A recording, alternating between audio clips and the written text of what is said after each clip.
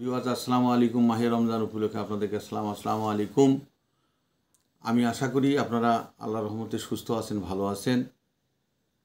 ইনশাল্লাহ আপনাদের দোয়ায় আমি আজকে যে ভিডিওটা করতেছি সেই ভিডিওটা আপনারা সব মনোযোগ সহকারে শুনবেন এবং আপনার মনোনিবেশ করবেন এবং আপনাদের ব্রেনে নিয়ে নেবেন। সেটা হচ্ছে কি, খুবই গুরুত্বপূর্ণ কথা। সেটা হচ্ছে বাপের সম্পত্তি। আপনারা 3 ভাই, আপনার বোন টোন কেউই নেই। এখন আপনার সম্পত্তিটা দেখা যাচ্ছে যে আপনার 2 ভাই বাইরে চাকরি করেন আর 1 ভাই আপনার জায়গায় থাকে।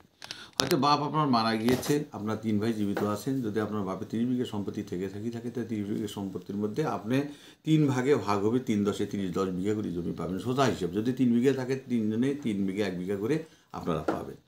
তো এখন দেখা যাচ্ছে যে আপনার ভাই আপনার বাপ ওভাবে রেকর্ড টেকর্ড হয়ে গেছে, আপনার বাড়িতে আসেনও না, ভাই সে খোঁজ খবর নেন। হয়তো বা দেখা যাচ্ছে আপনার ভাই খাচ্ছে দিনের পর দিন, মাসের পর মাস, বছর পর বছর, এইভাবে দিনাতিপাত হচ্ছে বছর পর বছর, যুগের পর যুগ। তারপরে যখন আপনারা ভাবলেন যে এখন একটু দেখি, তখন আপনারা দেখলেন যে আমরা এখন যা দেখবো কী। তারপর দেখা গেল যে এর মধ্যে যে অলরেডি আপনাদের খতিয়ান হয়ে গিয়েছে, সেটা সিএস খতিয়ান হোক, আরএস খতিয়ান হোক, অথবা মনে করেন যে আপনার বিআরএস খতিয়ানেই হোক না কেন, যে বিআরএস খতিয়ানটা যেটা হয়ে গেছে সেটা তো মনে করেন মাঠ পাশা হয়ে গেছে এবং গেজেট আকারে বের হয়ে গেছে, প্রকাশ পেয়েছে। এখন দেখা যাচ্ছে আপনার ভাই 30 বিঘা জমি নিয়ে আপনার তার রেকর্ড করে নিয়েছে, আপনার খোঁজ খবর রাখেনি। তাই এই মতো অবস্থায় আপনাদের মাথায় বজ্রপাত পড়তে পারে হঠাৎ করে, যে এটা কী অবস্থা, 10 বিঘা সম্পত্তির দাম তো অনেক, 1-2 কোটি টাকার দাম। তো এখন আপনি কী করবেন? এখন আপনার ভাই আর আপনার প্রপার্টি দিতে চাচ্ছে না, আপনার কাগজপাতি সন্দেহভাবে দেখাতে চাচ্ছে না। এখন এই মতো অবস্থায় কী করবেন? তখন আপনি করবেন কি, আপনারা আসবেন, আসে আপনাদের কাগজপাতিগুলো সব আপ টু ডেট একটু জেড পর্যন্ত উঠাইবেন। উঠানোর পর হয়তো দেখা যাবে যে আপনার বাপের পৈতৃক সম্পত্তি আছে, সেই সত্ত্বের মধ্যে সেই সম্পত্তির পর্যায়ক্রমে অনুযায়ী আপনারা 3 ভাই সমপরিমাণে ভাগ পাবেন। 30 বিঘা জমি, 3 10 30, 10 বিঘা করে জমি। তো এখন দেখা যাচ্ছে 10 বিঘা 3 10 30 বিঘা জমি, তার 10 বিঘাও তার নামে রেকর্ড হয়েছে। আর আপনার 2 ভাই যা 10 বিঘা ছিল, এটাও সে তার নামে অলরেডি রেকর্ড করে নিয়েছে। তো এখন রেকর্ড করে নেওয়ার পর মাঠপাটা হয়েছে, তারপরে অ্যাটাস্টেশনে চলে গেছে, তারপরে আপনার হচ্ছে 32 ধারা চলে গিয়েছে। এগুলো পর্যায়ক্রমে যাওয়ার পরে আপনার জমিগুলো মনে করেন যে রেকর্ড হয়ে গেছে, এটা প্রিন্টিং পত্র বের হয়ে গেছে, গেজেট হয়ে গেছে। তো এখন এমন তো অবস্থায় কী করবেন? এখন ওই জমি আপনার তো আর আপনি কোথাও বেচতে চাইলে কেউ আপনি নেবেও না, আর আপনার ভাইয়ের নামে আছে, আপনার জমি কাগজও দিতে চাচ্ছে না। আপনি তখন আপনি তহসিল অফিসে যাবেন, ভূমি অফিসে যাবেন, যাওয়ার পরে আপনি কাগজগুলো উঠাবেন। উঠানোর পর আপনি পর্যায়ক্রমে আপনি এটা অবজার্ভ করবেন। অবজার্ভ করার পর দেখা যাবে যে হ্যাঁ, আমাদের সম্পত্তি ঠিকই আছে, আমার বাবা বাবা আমরা 3 জন ওয়ারিশ, কিন্তু আমার ভাই একজনের সমস্ত জমিগুলো রেকর্ড করে নিয়েছে।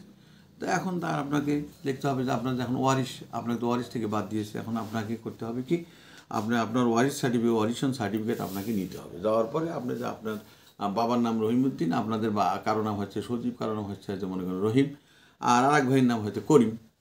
তাহলে দেখা যাবে যে আপনার করিমের নামে আপনার বড় ভাই সব রেকর্ড করে নিয়ে এসে, আপনারা কিছুই জানেন না। তখন আপনাদের করতে হবে কি, ওয়ারিশন সার্টিফিকেট নিয়ে, এটা চেয়ারম্যানের কাছ থেকে সত্যায়িত করে নিয়ে, এইটা মেম্বারের কাছ থেকে নিয়ে আপনারা তখন দেখবেন যে বলে না ঠিকই আছে, উনি অমুকের ছেলে, অমুক সবই ঠিক আছে, কোনো ত্রুটি নেই। তখন আপনি এটা করবেন কি, এটা আপনি কোর্টে গিয়ে আপনাকে মোকদ্দমায় যেতে হবে।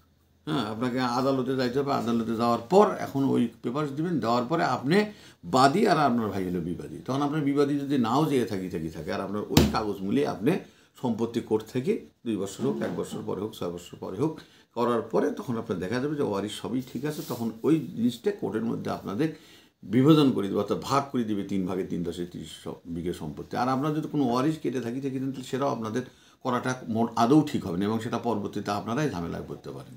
অতএব আপনারা যখন যাবেন, যাওয়ার পরে কেস করার পরে আপনাদের দেখবেন যে জমিগুলান আপনাদের নামে শ্রেণী মোতাবেক আপনার সবাই হয়ে গেছে। তখন উনি আর কোনো জবাব দিতে পারবেন, আর উনি জবাব দিতে গেলেও ওনাকে তো পেপার শো করতে হবে। তো উনি যদি জবাব যদি না দিতে পারে, তখন আপনাদেরকে একতরফা হিসেবে রায় দিয়ে দেবো। ওই রায় তত্ত্ব অনুযায়ী আপনারা জমিগুলো নিয়ে আসে, আপনার ওয়ারিশ তো করিয়ে নিয়ে নিলে, জমিগুলো আপনাদের নামে নেওয়ার পরে রেকর্ড করে নিয়ে নিলেন। নেওয়ার পরে প্রয়োজন বোধে আপনি খারিজ করে নিয়ে নেবেন, এবং খারিজ করে নিয়ে গেলে তখন নাম পরিবর্তন হয়ে গেল, নাম বাতিল হয়ে গেল, তার নাম বেষ্টিত ছিল, সেই নাম বাদ দিয়ে 3 ভাগে ভাগ হয়ে গেল। তখন 30 বিঘা সম্পত্তি 3 ভাই 3 10 30 বিঘা জমি পেলে তখন আর কোনো সন্দেহ থাকবে না। আর ওই জমিটা যদি ভবিষ্যতে আপনি কোথাও বিক্রি করতে চান, তারপরেও যারা নিবে তখন আর এই জমিটার মধ্যে কোনো ভেজাল থাকবে না, নিষ্কণ্ঠ জমি হয়ে যাবে এবং আপনারা অতি সহজেই এবং এই কাজগুলো করলে অতি সহজে জমিগুলো বিক্রিও করতে পারবেন। অথবা বিক্রি যদি নাও করেন, তারপরেও আপনার নাম সব কিছুই বসে গেল, আপনি আইনগত দিক থেকেই আপনার খাজনাপাতি দিয়ে সরকারের কাছে আপনি ভালো থাকবেন। কেননা জমির কর বা খাজনা দিতে হয়। কেননা সারা বাংলাদেশে মানুষের যে জমিগুলো আছে, সরকার তো ওইভাবে আদায় করতে পারে না। খাজনা আপনার নিজের জমির খাজনা আপনি নিজে ভোগ করে খাবেন, আপনি নিজেই দেবেন, তাতে আপনিও ভালো থাকবেন, সরকারের দৃষ্টিকোণ থেকেও আপনি ভালো থাকবেন। তখন আপনার মনের একটা স্যাটিসফ্যাকশন আসে যাবে, তখন আপনার জমিটার আর কোনো ঝুটঝাট ঝামেলা থাকবে না, সরকারও কোনো দিন একর করে নিতে পারবে না, যেহেতু আপনার কাছে খাজনার রসিদ থাকবে। তো বিধায় আপনি এইটা যদি কোনো ওয়ারিশ আপনার ভাই করে থেকে আপনার একটা কোর্টের মাধ্যমে অনুসরণ করে নেবেন, তখন ওই বিবাদী আপনাকে আর কোনো প্রকার, আপনারা হবেন বাদী, তারা আবার আপনার ভাই হবে বিবাদী। তখন আপনার এই জমিগুলেন দেখা যাবে তার নাম কেটে আপনাদের দুই ভাইয়ের নামে 10-10 বিঘে হলো, তার নামেও থেকে গেলো, তারও নাম দিয়ে দিলেন আপনারা, তাহলে আর কোনো ঝামেলা থাকবে না। তখন আপনি তো বুঝতেই পারলেন আমার নাম হয়, তখন আপনি জমিগুলা আপনার প্রয়োজন মধ্যে আপনার তার কাছ থেকে নিয়ে আপনি কাউরের কাছে বর্গা দিয়ে দেবেন, অথবা নিজের যদি কোনো লোকজন দিয়ে যদি আপনি সেখানে আবাদ টাবাদ করতে পারেন, আপনি আবাদ করবেন, কৃষি আবাদ করবেন, তখন আপনিও ভালো থাকবেন, তারাও ভালো থাকবে, মানুষও জানলো যে এখন এই জমিটা আমার এবং তার এটা করছিল, তারা এখন নিজের দখলে, তখন তারাও বুঝলো যে না, সেই জমিটা এখন দখলে নিয়েছে এবং সে চাষাবাস করে খাচ্ছে। তখন আপনি যদি ওখান থেকে 1 বিঘা জমি বেচতে চান, 10 বিঘা জমির বেলা জমি রাখবো না, আমি বিক্রি করে দেবো, তখন আপনার জমিতে কেউ নিতে কোনো দ্বিধা করবে না এবং রেজিস্ট্রি অফিসে গিয়ে আপনি নির্দ্বিধায় নিঃসন্দেহে সুন্দরভাবে আপনার জমি বিক্রি করতে পারবেন। তো যার কারণে জমি কাউরির কাছে এইভাবে ছেড়ে দিতে নাই, কেননা যোগ সাজস করিয়ে হোক, শয়তানি করিয়ে হোক, করিয়ে হোক, আপনার জমিগুলো তার করে নিয়ে নিছে, সে তো জানে আমার আরও 2জন ভাই আছে, অথচ আপনার কোনো অংশীদার দিন না, তা আপনার 2জনের নামে তো সেখানে সে বেষ্টিত করতে পারতো, তাহলে নিশ্চয়ই উদ্দেশ্য প্রণীতভাবে সে করছে, তার লক্ষণ ভালো ছিল না। হ্যাঁ, আপনারা যে সুযোগ, আপনারা না থাকার কারণে সে সুযোগের সদ্ব্যবহার করছে।